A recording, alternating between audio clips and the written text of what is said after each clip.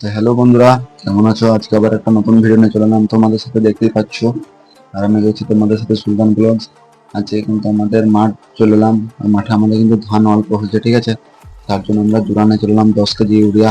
আর কোনখানটা আমাদের ধান পোকা লেগে গেছে সেইখানে তো আমরা কিন্তু ইউরিয়াটা দিয়ে দেবো। আর আমি রয়েছি তোমাদের সাথে সুলতান ব্লগ। আর আমাদের কিন্তু আজকে খাদান বন্ধ ছিল, তার জন্য আমি মাঠ চলে এলাম আমাদের মাঠ দেখতে। আর দেখো 10 কেজি মতন ইউরিয়া আমরা নিয়ে চলে এলাম। আর এই ভুঁইটা যে দেখছো, সেটা কিন্তু আমাদের ভুঁই। ধানটা সবার থেকে আমাদের কিন্তু কম হয়েছে, কারণ আমাদের প্রথম থেকে জোড়া দেওয়া হয় নাই। তার জন্য আমাদের এত দিনের জন্য জোড়া দেওয়ার সময় হলো। আর সবার ধান কিন্তু খুব সুন্দর হয়েছে, তার জন্য আমরা জোড়া দিচ্ছি।